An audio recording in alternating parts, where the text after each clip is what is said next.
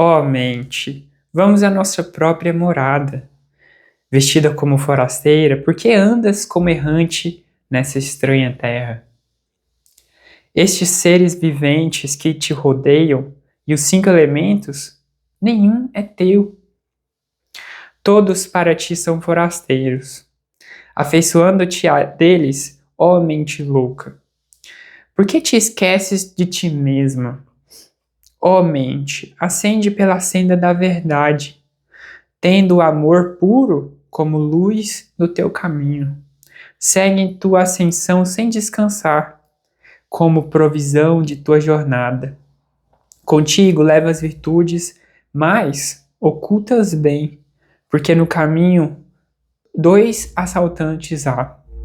São a avareza e a ilusão, que tratarão sempre de teus tesouros roubar. Mantém a constante companhia de teus guardiões, o autocontrole e a tranquilidade. Eles, de todo risco, te protegerão.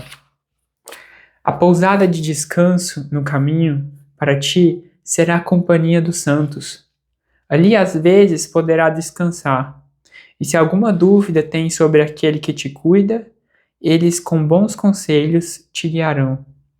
Se o medo te causa angústia no caminho, repete em voz alta o nome de Deus. Desse caminho, ele é o governador, e até a morte se inclina ante ele. Enquanto Naren cantava no quarto do mestre, reinava uma estranha tranquilidade, e a sua mente parecia ter deixado essa terra. Estava em um reino suprafenomenal. Quando terminou o cântico, Shri Ramakrishna levantou-se repentinamente e, tomando a mão de Naren, saiu do quarto. Os dois foram à varanda coberta e ali, com lágrimas que corriam até seu peito, o mestre disse: Ah, por que tardou tanto em vir? Por que me fez sofrer esperando tanto tempo? Ele perguntou. Então, meus amigos, eu ofereço a todos vocês essa poesia, esse cântico para a gente começar a nossa aula de hoje, do nosso curso das bases do yoga com Yoga Sutra de Patanjali. Hoje a gente vai dar continuidade, né? Na nossa última aula a gente conversou sobre todo esse contexto em que o yoga está inserido dentro da Índia, dentro do Sanatana Dharma, que é o hinduísmo, né? Sobre tudo que embasa, fundamenta esse pensamento iógico, essa busca pelo esse autoconhecimento, essa busca por eliminar as causas do sofrimento e etc. Né? Então, hoje eu vou selecionar alguns trechos muito importantes da introdução do Swami Vivekananda, que ele vai colocar algumas questões muito interessantes para a gente refletir, para mais para frente a gente começar a leitura dos sutras. E, em paralelo, a gente também vai ter algumas aulas sobre as práticas que a gente pode desenvolver. Eu vou organizar um material bem legal para todos, para como que a gente pode estruturar essas práticas no nosso dia a dia, na nossa semana, na nossa rotina, práticas que são acessíveis a todo mundo, mas que se a gente pratica com afinco, com disciplina, elas têm um poder transformador muito grande.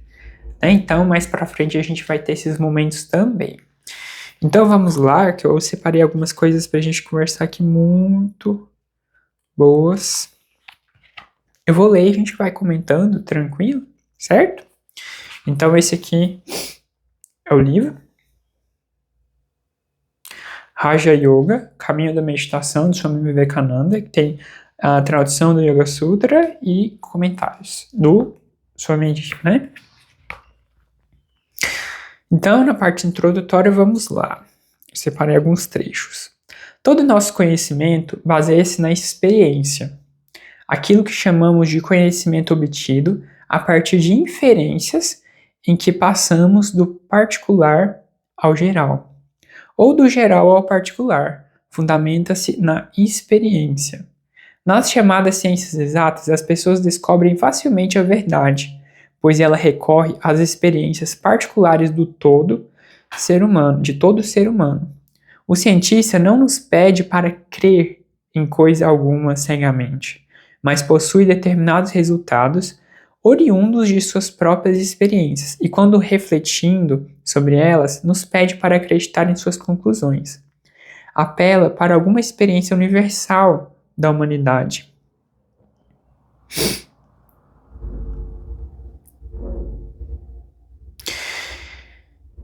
Em toda ciência exata, há uma base comum a toda a humanidade, de modo que logo podemos perceber a verdade ou falácia das conclusões que dela provém. Ora, a questão é: a religião tem alguma base semelhante ou não? Terei de responder essa pergunta tanto de modo afirmativo como negativo. Diz que a religião, de maneira que geralmente é ensinada em todo o mundo, baseia-se na fé e na crença e, na maioria dos casos, consiste apenas de diferentes conjuntos de teorias. Esta é a razão pela qual vemos todas as religiões confrontando umas com as outras.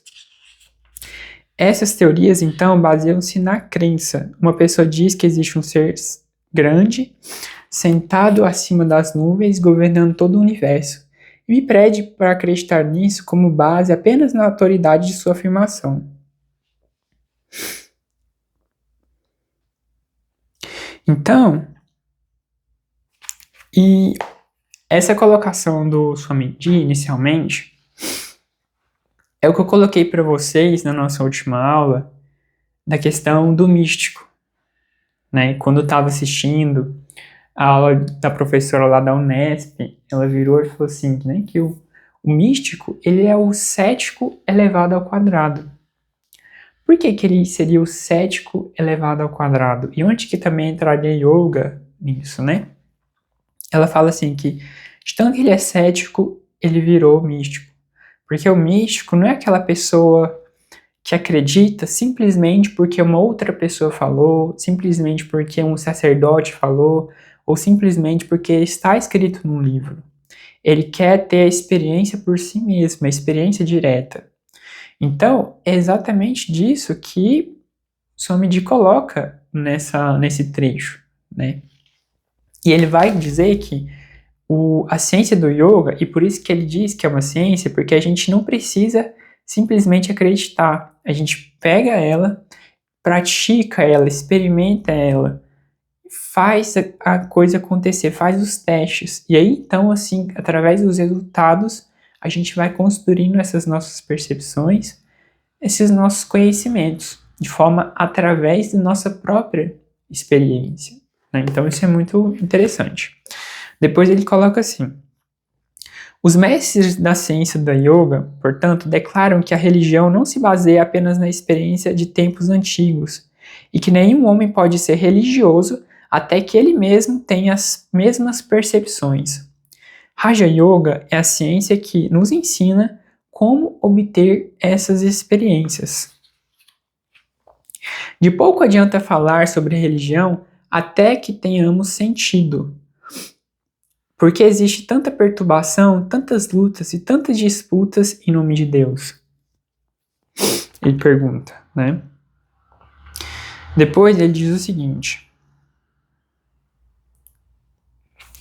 o homem quer a verdade, quer a experiência, quer experienciar a verdade por si mesmo. Quando a tiver entendido, realizado, sentido essa verdade no fundo do seu coração, só então, declaram os Vedas, todas as dúvidas se desvanecerão. Toda treva será dissipada e tudo que estiver em torno será endireitado. Ele coloca: a ciência da Raja Yoga propõe apresentar à humanidade um método prático, cientificamente estruturado para se alcançar essa verdade. Em primeiro lugar, toda ciência deve ter seu próprio método de investigação. Se você quiser se tornar um astrônomo, de nada adiantará sentar e começar a chamar astronomia, astronomia. O mesmo acontece com a química. Temos que seguir um determinado método. Você deve ir a um laboratório, pegar as diferentes substâncias, misturá-las, combiná-las, fazer experiências com elas e a partir disso virá um conhecimento de química. Se você quiser ser um astrônomo, deverá ir a um observatório, usar um telescópio, estudar as estrelas e os planetas. Então você se tornará um astrônomo. Eu poderia pregar a você milhares de sermões, mas isso não o faria uma pessoa religiosa, a menos que praticasse o método preconizado. Essas são as verdades dos sábios de todos os países, de todas as eras, de homens puros e altruístas, que não possuíam outra motivação senão a de fazer bem ao mundo. Todos eles declaram ter encontrado uma verdade mais elevada do que aquilo que os sentidos, visão, olfato, audição, podem nos trazer.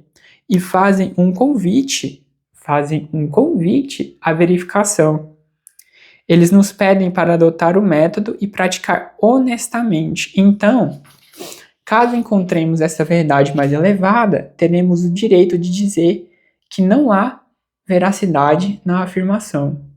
Mas, sem ter feito isso, não estaremos sendo racionais ao negar a verdade de suas asserções. Assim, devemos trabalhar firmemente usando o método prescrito e a luz virá. Então, é muito interessante o que Vivekananda coloca para a gente aqui. Ele fala, olha, os mestres do yoga, eles não pedem para você acreditar neles. Eles fazem um convite para você. E da mesma forma que quando a gente vai aprender matemática, química, astronomia, igual ele deu o exemplo aqui, nada adianta a gente sentar, igual ele deu o exemplo, né? A gente senta aqui e fala, astronomia, começa a gente chamar astronomia. Enquanto a gente não colocar a mão na massa, a gente ir por um observatório, pegar um telescópio, observar as estrelas, estudar física, estudar outras coisas, a gente não vai poder dizer que a gente entendeu daquilo, que a gente é um astrônomo também.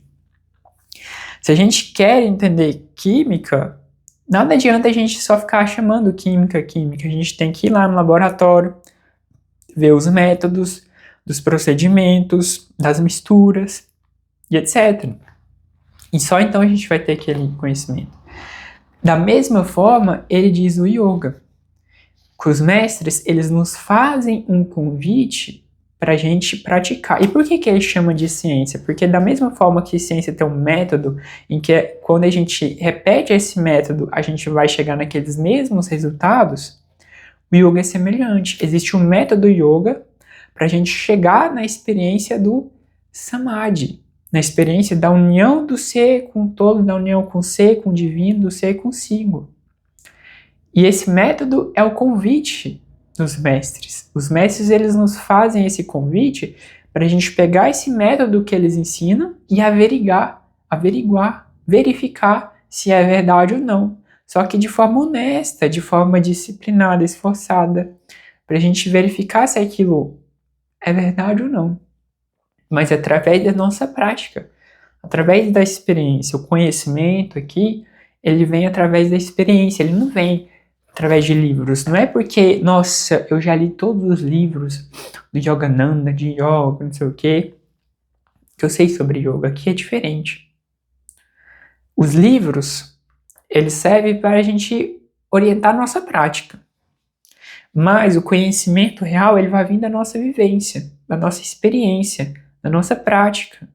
E é a prática que é importante, né? A disciplina ali. E é através dessa disciplina que a gente vai, olha, isso que o mestre falou funciona mesmo, ou não, isso que ali é viagem, tá? Mas o quanto que a gente foi honesto com a gente mesmo, com a prática, pra gente ir a fundo e testar a fundo, pra gente averiguar a fundo o quanto que isso é transformador, até onde que a gente consegue chegar com aquilo. Então isso é uma atitude muito humilde, assim, dos mestres, de falar assim, olha, você não precisa acreditar em mim, eu não tô aqui para você acreditar no que eu tô falando, eu tô aqui para te fazer um convite, pratique e veja por si mesmo, né? Então, é extremamente interessante isso.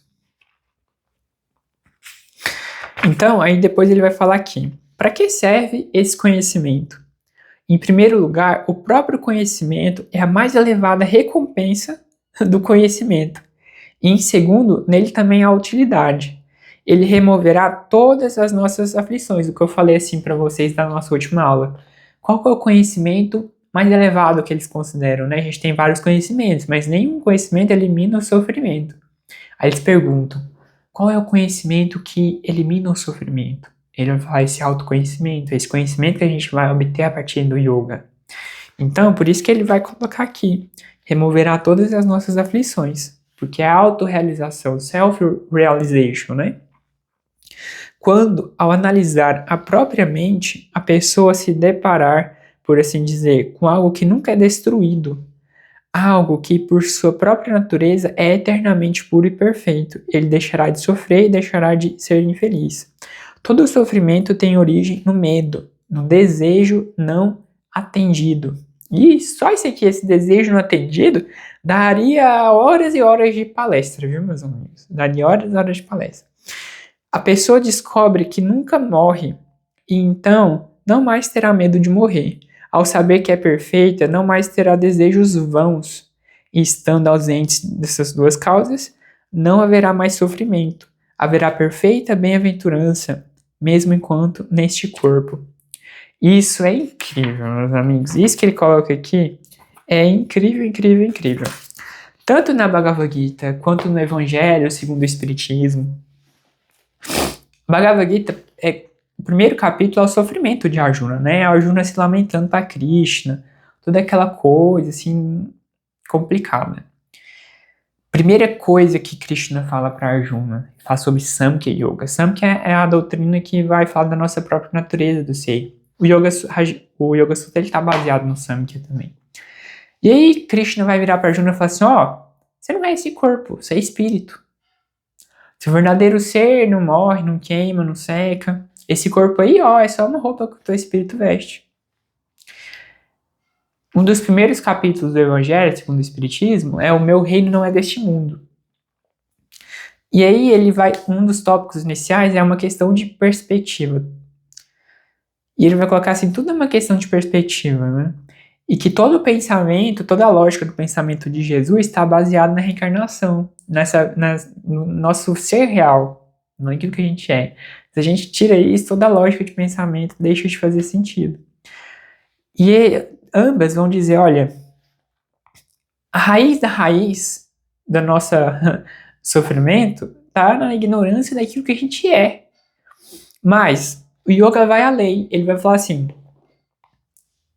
eu simplesmente virar para você e falar assim que você é espírito, esse conhecimento ele não vai para o nosso coração, é como se a gente não vivesse isso internamente. A proposta do yoga é, através da nossa prática, a gente vai realmente ver que a gente é espírito. A gente vai perceber que a gente não é esse corpo. E perceber isso de forma direta vai também apaziguar nosso coração. A gente vai perceber, nossa, eu não sou esse corpo. Eu sou espírito, mas eu tô vivendo isso, eu tô sentindo isso, eu tô experienciando isso. Eu não tô simplesmente lendo, eu tô vivendo. Seja através de uma prática de yoga que você sai do corpo, seja através de uma prática do yoga que você realmente sente o teu espírito, e você percebe, cara, eu não sou esse corpo. E perceber que você é espírito, que você não morre de forma direta, não é porque você leu algo. Isso, por si só, já alivia muitas tensões e muitas aflições. E isso eu não estou nem colocando a paz interna que vem dessa autorrealização que o yoga propõe maior, né? Então, isso é extremamente interessante. O que ele também coloca aqui sobre a causa primordial está na nossa ignorância daquilo que a gente é, mas como que a gente pode experienciar isso, né? E essa coisa desse conhecimento, eliminar o sofrimento, tem até a questão do estoicismo, né, que também baseia muitas abordagens dentro da psicologia, que é grande parte do sofrimento não está nas situações em si, mas da forma como a gente interpreta as situações. E a grande questão é, se a gente pensa, nossa, que eu vou morrer, vou deixar de existir toda essa coisa, a interpretação das situações se torna extremamente caótica. O que eu vou sentir diante das situações é extremamente caótico. Mas se eu sei que eu sou eterno, que eu sou espírito, porque eu vivenciei isso é um conhecimento muito mais profundo, sólido e que vai no nosso coração, né? E isso o yoga propõe. A gente descobrir isso, a gente verificar isso através do convite dos mestres que eu falei para vocês, né? Então ele vai colocar aqui depois. Acho que essa é a última colocação que eu marquei aqui, isso. Até aqui, então, vemos que no estudo do Raja Yoga não há necessidade de fé ou crença. Não acredite em nada até que descubra por si mesmo. Isso é o que ela nos ensina. A verdade não necessita de nenhum apoio para sustentá-la. Você diria que os fatos do nosso estado de vigília precisam de sonhos ou imaginações para serem comprovados? Claro que não. Esse estudo do Raja Yoga requer muito tempo e prática constante. Isso, né? Uma parte dessa prática é física, mas a parte principal é mental. Mais adiante, veremos o quanto a mente está intimamente ligada ao nosso corpo. Se acreditarmos que a mente é simplesmente uma parte mais refinada do nosso corpo e que a mente atua sobre o corpo, então é razoável supor que o corpo reaja sobre a mente. Se o corpo está doente, a mente também está doente. Se o corpo está saudável, a mente também será saudável e forte. Quando alguém se zanga, a mente perturba. De modo semelhante, quando a mente está perturbada, o corpo também se perturba. Na maior parte da humanidade, a mente é bem pouco desenvolvida e está sob forte controle do corpo. A vasta maioria da humanidade está muito pouco afastada da sua natureza animal.